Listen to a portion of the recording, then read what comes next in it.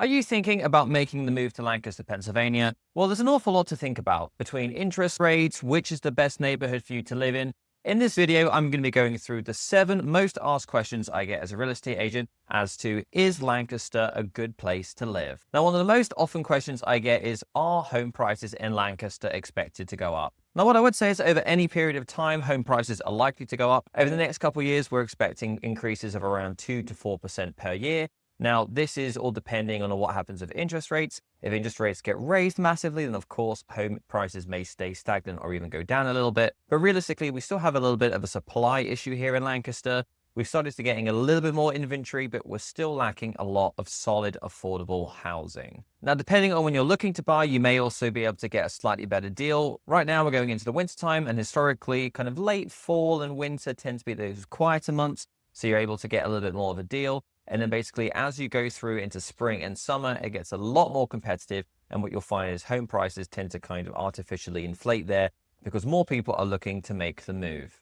We also don't have a ton of new construction homes being built. And the new construction homes that are being built tend to be more on the higher end. So things like Custom Home Group, you're looking at $700,000 plus. And there tends to be a lot of housing in that $400,000 to $700,000 range, but not much first-time home buyer affordable housing at all. Number 2, is Lancaster still affordable compared to other metro areas? Now, the good news is Lancaster still is below the average national home price, and especially if you're moving from somewhere like New Jersey or New York, Lancaster is going to feel very, very affordable indeed. I wouldn't want to say cheap, but I would definitely say, if you're buying a 4-bedroom house downtown Lancaster, you can easily pick one up between $250,000 and $350,000. If you're going a little bit further out and buying something a little bit more modern, yeah, you might be getting up into the sort of $400,000 to $600,000 range. But if you go any higher than that, you really start to get fairly extravagant homes. Another benefit to Lancaster is that your taxes don't tend to be crazy either. Now, this does range a little bit from township to township.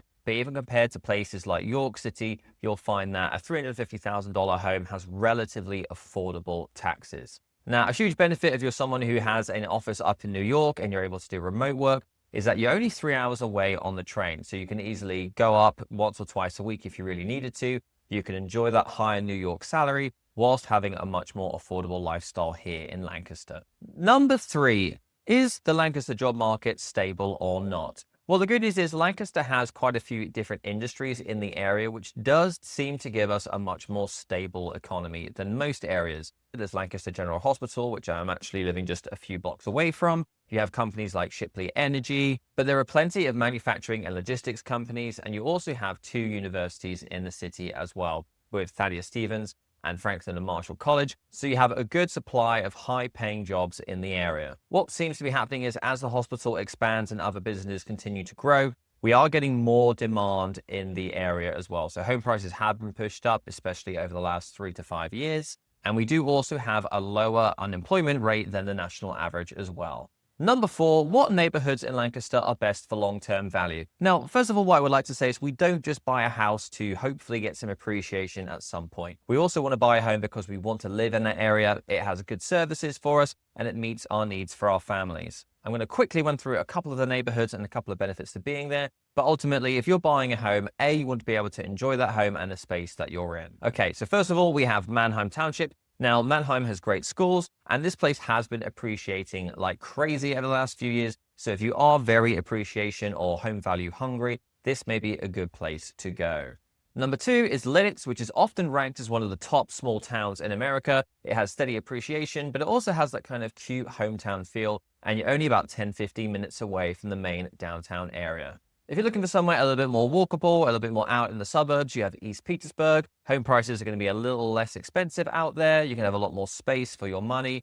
And it feels much more like the old traditional cul-de-sac feel. Number 4 is Lancaster City, which is where I actually live. Now, if you're looking for a great blend of being able to access the theaters, the nightlife, enjoy the shops and the restaurants, and also have a decent amount of walkability, then downtown Lancaster is A, going to be a bit more affordable than out in some of the suburbs. And B, the thing that I like the most is that you are literally right in the heart of everything. So within a 10-15 minute walk, I can be at a number of restaurants. There's Southern Market, there's Central Market. So there's many, many benefits to living downtown, as well as having lower home prices. And then on the south side of the city, you have Willow Street and Lancaster Strasburg. These are going to be quieter suburbs. Again, maybe a little bit more expensive than being in the city, but you're going to have a bit more space. It's a much more sort of simplistic life, but you do have very good schools down there as well. Number 5 is, are interest rates impacting Lancaster buyers? Well, interest rates are always impacting us. And what I always say is you want to look at your overall affordability, because if you have a decent down payment, you may actually be able to buy a very solid home in the area of Lancaster City, and your payment is going to be in, $2,500 or something like that. So interest rates, especially when they were at their peak back in end of 2023 in the 8% range, they were impacting buyers' affordability.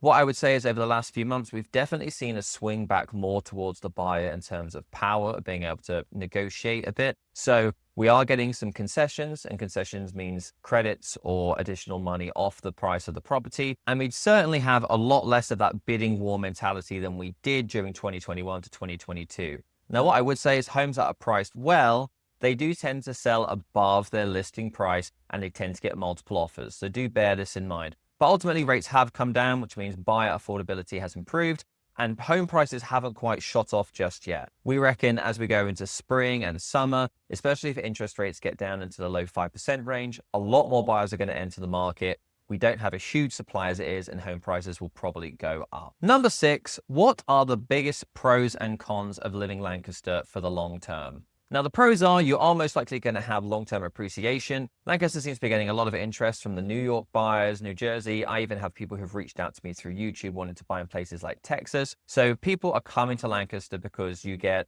decent weather throughout the year. It's much more affordable than some of these bigger metro areas. And there's honestly a lot of things to do here. Pennsylvania also is a relatively retirement-friendly tax state, so people do want to kind of retire here, and then maybe they snowbird down in Florida. Lancaster County is also relatively safe. Now, crime does vary wherever you go, so what I would say is go online, check the maps, and see what crime is in the particular area that you may be looking to buy, and take it from there. And one of my favorite reasons for living in Lancaster is ultimately you have this great kind of mini New York almost. I used to live in London, so I'm used to kind of a bustling nightlife. And the downtown, although it is small, it is large enough that you have a good range of restaurants that you'd probably go out to a different restaurant every single week for the year. You wouldn't go to the same place twice, and you'd actually be able to enjoy every single one of them. There's also a great theater community in Lancaster as well. So if you're someone who likes the arts and music and concerts, there are 5 or 6 really, really important venues to take a look at, and I'll cover those in a future video. But ultimately, it has a great range of culture, affordability, and that's kind of the main reason why I decided to move here. And also it feels pretty safe. So aiming to hopefully one day raise a family here as well. Now, the cons of living in Lancaster are, if you're in a city, especially, you may find the homes are quite a bit older. Like I'm living in an 1880s home. These do require more updates and more renovations than I would say your typical 1990s or 2000 or certainly new construction home. So do plan for additional budget towards renovation and repairs through the cost of home ownership. The second con is that we don't have a huge amount of inventory. And like I said, this has been improving over the last few months. So maybe 6 months from now, it may be completely the other way. But I would say good homes priced well are still difficult to get. And that leads on to the final point, is the final con is if interest rates do drop, then we may see a big influx of buyers wanting to move here or enter the market, especially in that $250,000 to maybe $400,000 range. It gets very, very competitive very quickly. This ties through into number 7, which is how competitive is it in Lancaster right now? I mean, it really ranges. I've had clients who've been the only person writing an offer on a home, and I've also had a client who was competing against 19 other offers. So again, kind of reiterating things I've said multiple times throughout the video, homes that are under $350,000 to $400,000 tend to draw multiple offers. It can be difficult to get a home inspection on them as well. Conventional and cash offers tend to win on the older homes in downtown because basically they don't want to have to worry about needing any repairs that may come up on an FHA or VA appraisal. But there are plenty of buyers winning with VA and FHA offers as well. What I would say is maybe have a couple of different options in your back pocket. If you're able to get approved with both conventional and FHA financing, one of them may be slightly higher. So if you need to go a little bit higher on a home, use the FHA offer. If you want something that's maybe a little bit older and you can write aggressively on it, maybe use the conventional offer, as a seller is more likely to go for that. Hopefully that gives you a bit more insight as to, is Lancaster a good place to live?